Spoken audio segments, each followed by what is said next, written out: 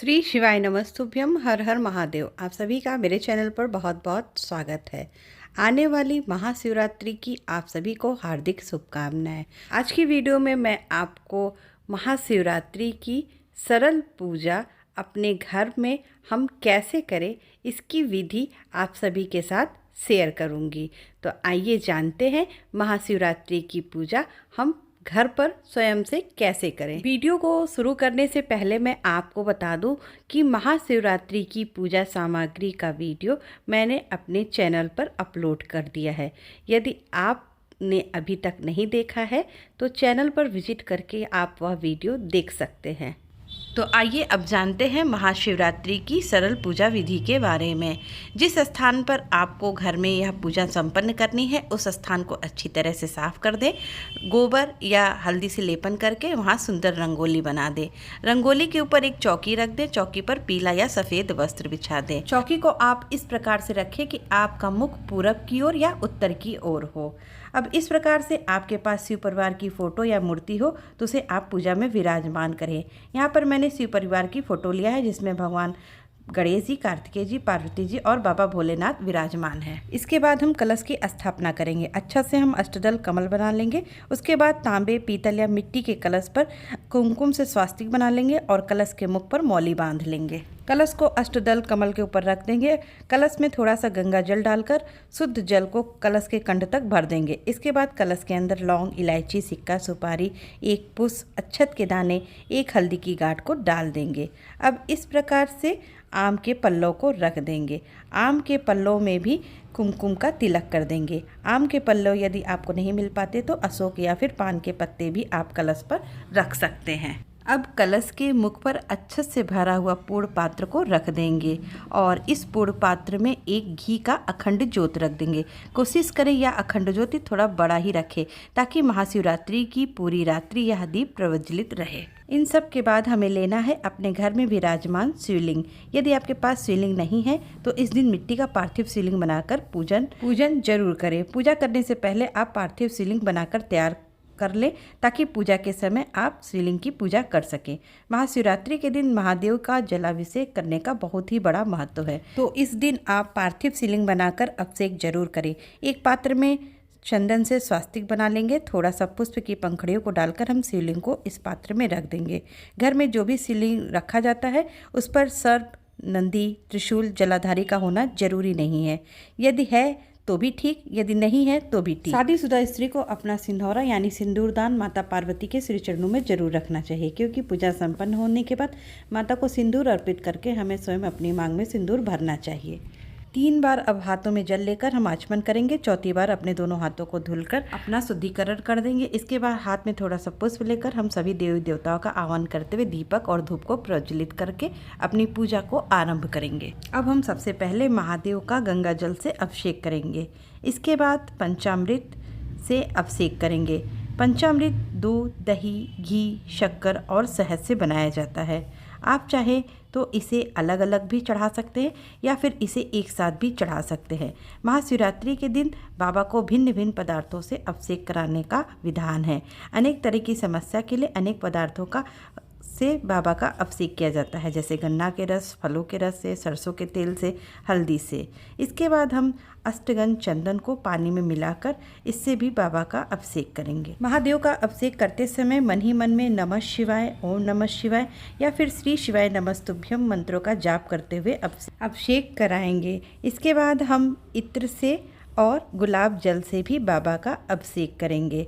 सभी तरह का अभिषेक करने के बाद हम शुद्ध जल से अभिषेक कराकर अभिषेक की प्रक्रिया को पूर्ण करेंगे। इसके बाद हम बाबा का सुंदर श्रृंगार करेंगे। अभिषेक के जल को आप अपने घर के गमले में डाल दें।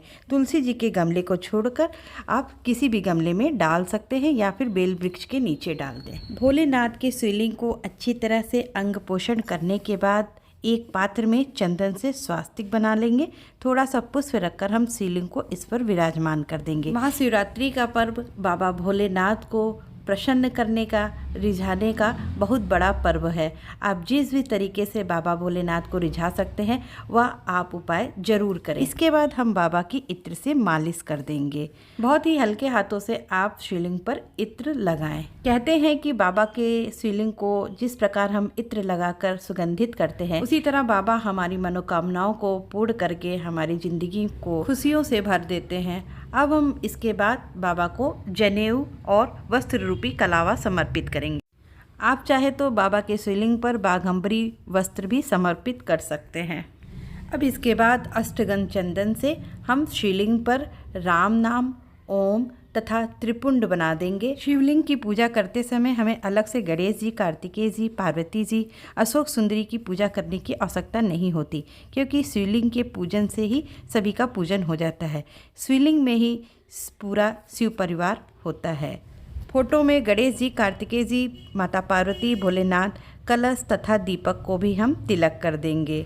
इसके बाद हम सभी को लाल चंदन से तिलक कर देंगे। यदि आपके पास लाल चंदन नहीं है तो आप सफ़ेद चंदन या अष्टगंध चंदन, कोई सा भी चंदन का प्रयोग बाबा भोलेनाथ की पूजन में कर सकते हैं। फागुन महीने में पड़ने वाले व्रत पूजा में अबीर गुलाल देवी देवताओं को जरूर अर्पित किया जाता है, तो थोड़ा सा अबीर तथा गुलाल शिवलिंग पर अर्पित कर दें।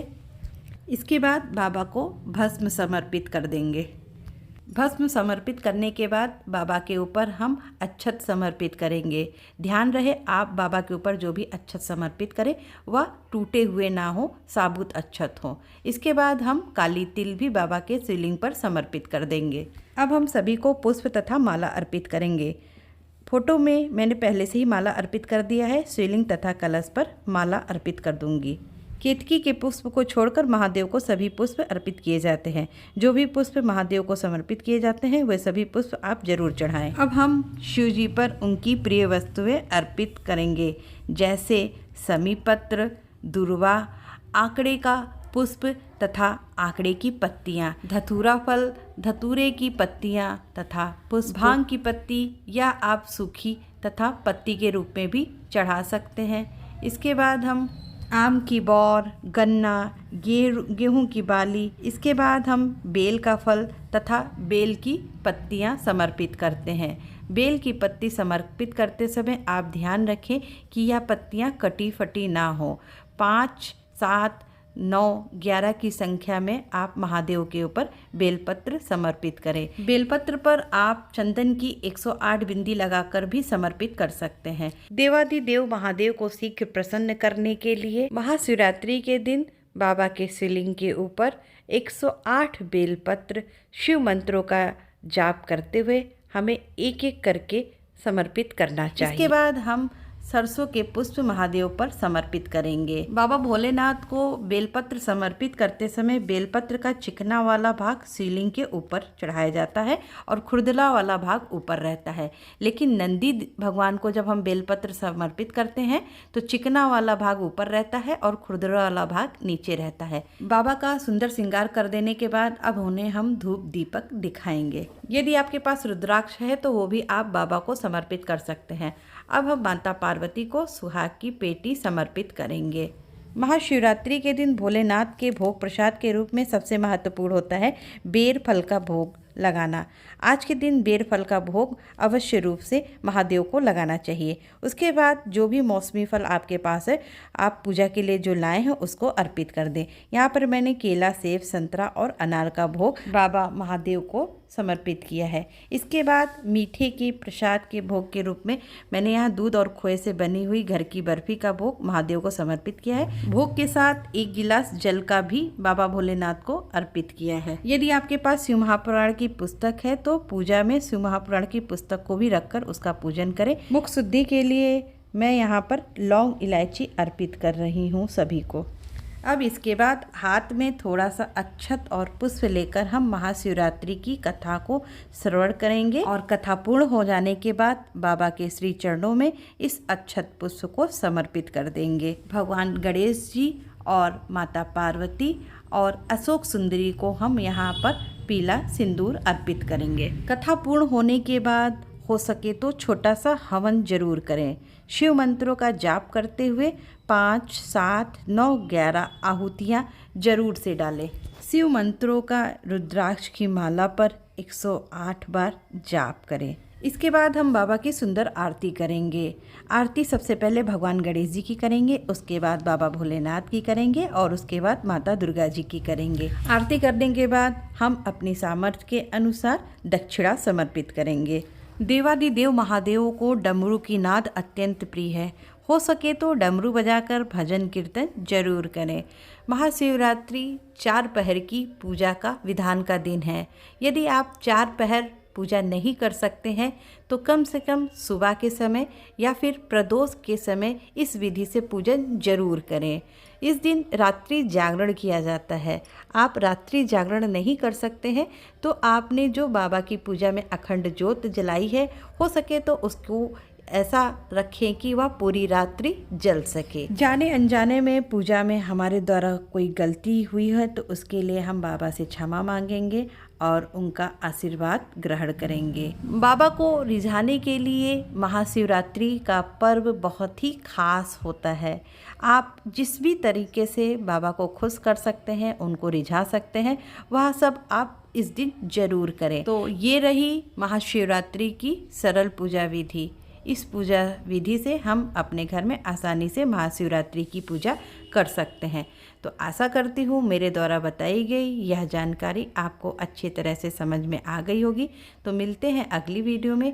तब तक के लिए श्री शिवाय नमस्तुभ्यम। हर हर महादेव।